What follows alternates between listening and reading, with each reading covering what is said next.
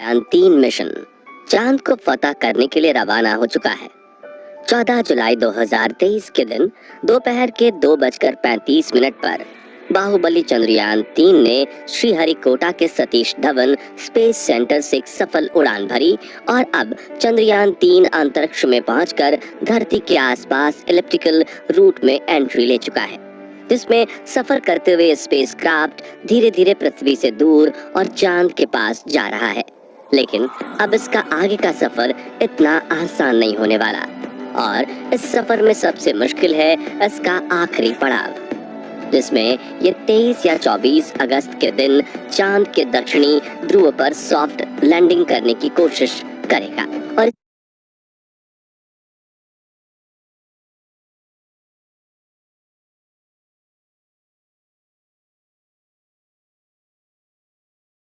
इसी प्रयास में साल 2019 में जिसमें ये 23 या 24 अगस्त के दिन चांद के दक्षिणी ध्रुव पर सॉफ्ट लैंडिंग करने की कोशिश करेगा।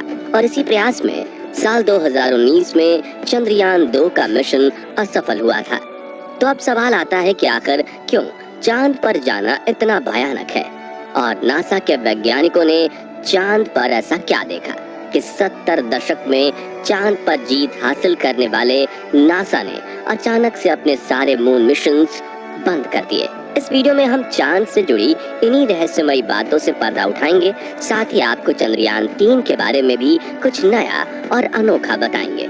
तो पूरा वीडियो देखिएगा। दोस्तों, सतह से चंद्रमा की पूरी तरह से गोलाई दिखाई देती है, लेकिन वास्तव में चांद भी पृथ्वी की तरह अंडाकार है। चांद की सतह पर बेहद स्थिर और हल्का वायुमंडल मौजूद है। ये तो आप जानते ही होंगे कि साल 2009 में चंद्रयान-1 मिशन ने चांद पर पानी की खोज की थी, लेकिन आपको बता दें कि चांद की सतह पर पानी लिक्विड फॉर्म में मौजूद नहीं है, बल्कि इसके बड़े बड़े और बेहद ठंडे क्रेटर्स बर्फ के रूप में मौजूद हैं। साथियों, चांद से जुड़ी ये रहस्यमयी बात ये भी है कि स्विट्जरलैंड की यूनिवर्सिटी ऑफ बेसल ने अपने अध्ययन में ये बात खोज निकाली थी कि चंद्रमा पृथ्वी पर रहने वाले लोगों की नींद पर भी असर डालता है। कहा जाता है कि जहां अमावस के दिन लोग काफी अच्छी नींद कर पाते हैं, वहीं पूर्णिमा पर उन्हें कम नींद आती है। हालांकि विज्ञान ने इस बात को पूरी तरह से एक्सेप्ट नहीं किया और आज भी कुछ वैज्ञानिक इस बात पर अध्ययन कर रहे हैं। दोस्तों, चांद की जमीन काफी उबड़-खाबड़ है और इसमें कई बड़े बड़े क्रेटर यानी गड्ढे मौजूद हैं, जो इतने बड़े हैं कि पिछले करोड़ों सालों से इनके अंदर सूरज की रोशनी तक नहीं पहुंच पाई है। इनमें से सबसे बड़ा गड्ढा चांद के दक्षिणी ध्रुव में मौजूद है। एटकेन बेसिन नाम के इस गड्ढे का डायामीटर 2500 किलोमीटर और गहराई तो इतनी ज्यादा है कि इसमें एक के ऊपर एक करके 10 बुर्ज खलीफा समा जाए।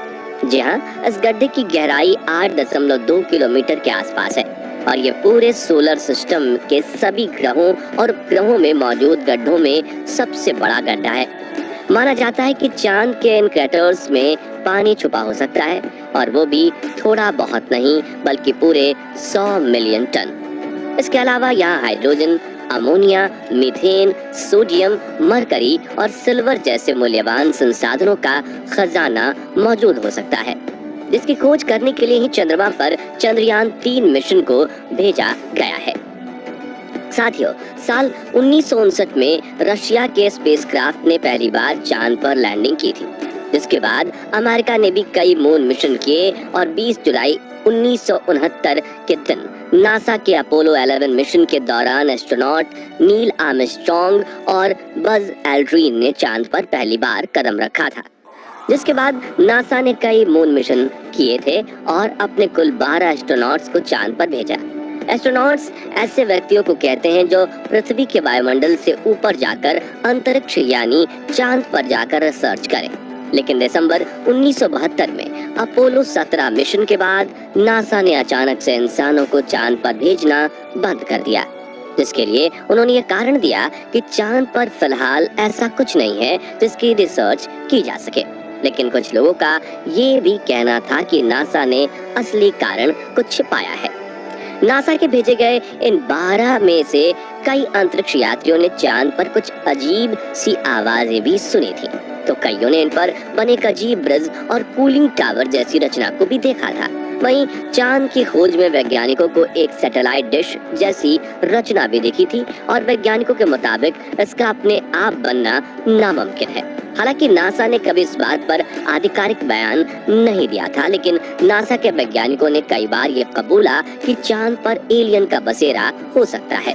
खैर, चांद पर एलियन हो सकते हैं या नहीं, इस बारे में अपनी राय हमें कमेंट में आप बता सकते हैं।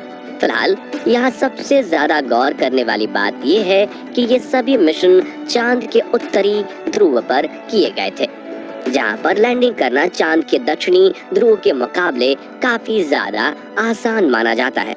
लेकिन साल 2019 में भारत के चंद्रयान 2 ने चांद के दक्षिणी ध्रुव पर सॉफ्ट लैंडिंग करने की कोशिश की थी और अपने इस प्रयास में चंद्रयान 2 का लैंडर विक्रम बुरी तरह से असफल हुआ था। लेकिन आखिर चांद का दक्षिणी ध्रुव इतना खतरनाक क्यों है, आइए जानते हैं। सबसे पहले तापमान की बात करें तो चांद के दक्षिणी ध्रुव में कई ऐसे बड़े बड़े गड्ढे यानी क्रैटर्स हैं जहां करोड़ों सालों से सूरज की धूप नहीं पहुंची, और सूरज की धूप न पहुंचने का सीधा सीधा मतलब है तापमान का ठंडा होना। इसलिए कई बार दक्षिणी ध्रुव का तापमान -230 डिग्री सेल्सियस तक पहुंच जाता है। ऐसे में किसी भी इंसान का स्पेसक्राफ्ट से बाहर निकलना तो छोड़ो, खुद स्पेसक्राफ्ट के लिए भी ऐसे वातावरण में काम करना मुश्किल है। इतने कम तापमान में कई बार स्पेसक्राफ्ट पर लगे इंस्ट्रूमेंट चलना बंद हो जाते हैं। वहीं सूरज की रोशनी न पड़ने की वजह से चांद के दक्षिणी ध्रुव के कई हिस्सों में काफी ज्यादा अंधेरा है, जिस वजह से चांद की ऑर्बिट में घूम रहे नासा, रशिया और इसरो के ऑर्बिटर्स भी वहां के काफी हिस्सों को ठीक से नहीं देख पाए। यानी कि उन हिस्सों में क्या हो सकता है ये किसी को नहीं पता। ऐसे में वहां जाना सबसे बड़ी चुनौती है। इसके अलावा चांद के दक्षिणी ध्रुव की जमीन उत्तरी ध्रुव से ज्यादा उबड़-खाबड़ है, पर यहाँ पर कुछ सेंटीमीटर से लेकर 2500 किलोमीटर तक के बड़े बड़े गड्ढे हैं। ऐसे में रिसर्च के लिए किसी भी रोवर को यहाँ चलाना हो तो काफी सावधानी बरतनी पड़ती है, और अगर रोवर किसी बड़े क्रैटर में गिर गया तो उसे वहाँ से निकालना लगभग नामुमकिन हो जाएगा और रिसर्च मिशन भी फेल हो जाएगा। इस बात को ध्यान में रखते हुए इसरो ने चंद्रयान 3 के प्रज्ञान रोवर में सेंसर्स और नेविगेशन कैमरास लगाए हैं। अब सवाल आता है कि चंद्रयान 2 का विक्रम लैंडर चांद की सतह पर सॉफ्ट लैंडिंग करने में क्यों फेल हुआ था। तो बता दें कि इसरो के मुताबिक धरती से चांद की दूरी करीब 3,84,400 किलोमीटर है। ऐसे में इतनी दूरी पर लैंडर से डीप स्पेस कम्युनिकेशन बनाए रखना काफी मुश्किल होता है, क्योंकि इतनी दूरी पर रेडियो सिग्नल्स वीक हो जाते हैं और एंटेना से बहुत ज्यादा बैकग्राउंड नॉइज आता है। साथ ही अपनी कक्षीय गति यानी कि ऑर्बिटल मोशन की वजह से चांद लगातार अपनी पोजीशन बदलता रहता है। ऐसे में तय की गई लैंडिंग साइट पर पहुंचने के लिए लैंडर को भी सही मोशन पकड़े रहना पड़ता है। इसके अलावा चांद पर पृथ्वी से कम ग्रेविटी है, बहुत पतला वातावरण है। साथ ही चांद के दक्षिणी ध्रुव में काफी बड़े बड़े पत्थर और गड्ढे होने के साथ धूल भी उड़ती है, और ये सभी कारण किसी भी लैंडर को लैंडिंग करने में काफी चैलेंजेस देते हैं। और पिछली बार चंद्रमा की सतह से 2.1 किलोमीटर पर चंद्रयान 2 के लैंडर से इसरो का संपर्क टूट गया था, और इन्हीं में से किसी एक कारण की वजह से वो चांद की सतह पर क्रैश लैंडिंग करके तबाह हो गया था। लेकिन पिछली बार आई मुसीबत से सीख लेकर इसरो ने चंद्रयान 3 के लैंडर विक्रम को पहले से ज्यादा एडवांस्ड और पावरफुल बनाया है। जैसे कि चंद्रयान 2 के विक्रम लैंडर में 5 थ्रस्टर्स थे, लेकिन चारों तरफ सही संतुलन बनाए रखने के लिए चंद्रयान 3 के लैंडर में बड़े और एडवांस 4 थ्रस्टर्स लगाए गए हैं।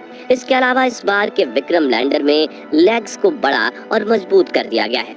साथ ही इसकी फ्यूल स्टोरेज कैपेसिटी को भी बढ़ाया गया है। वहीं इसमें लगे कम्युनिकेशन डिवाइस भी एडवांस्ड और तकनीक का इस्तेमाल कर रहे हैं, जिससे ये इस बार लैंड कर इसरो से संपर्क ना तोड़े। और सबसे जरूरी बात, इसके सॉफ्ट लैंडिंग सीक्वेंसेस को भी काफी हद तक सुधार दिया गया है। इन सभी बदलावों से चंद्रयान 3 के लैंडर को चांद की सतह पर सॉफ्ट लैंडिंग करने में आसानी होगी। साथियों, इन सभी बदलावों को टेस्ट करने के लिए सिमुलेशन चलाकर विक्रम लैंडर की हजारों बार टेस्टिंग की गई है, जिसमें ठंडे तापमान में उपकरण चल रहे हैं कि नहीं उनकी जांच करना, लैंडर के पैरों की मजबूती टेस्ट करना, कम ग्रेविटी में थ्रस्टर्स टेस्ट करना, ऊबड़ खाबड़ सतह पर लैंड करवाना वगैरह शामिल है। वह इसकी लैंडिंग साइट यानी चंद्रमा की धरती पर उतारने की जगह को भी पहले से ज्यादा बढ़ाकर 4x2.4 किलोमीटर की लोकेशन चुना गया है। और यदि सब कुछ प्लानिंग के मुताबिक रहा तो 23 या 24 अगस्त के दिन विक्रम लैंडर को चांद की सतह पर लैंड करवा दिया जाएगा। दोस्तों, अगर इस बार चंद्रयान 3 का लैंडर चांद पर बिल्कुल सही तरीके से सॉफ्ट लैंडिंग करता है तो अमेरिका, रशिया और चीन के बाद भारत वो चौथा देश होगा जो चांद पर सॉफ्ट लैंडिंग करेगा। साथ ही हमारा भारत वो पहला देश बनेगा जिसने चांद के सबसे भयानक हिस्से यानी साउथ पोल पर लैंडिंग की है, जिससे स्पेस रिसर्च के फील्ड में भारत का नाम सबसे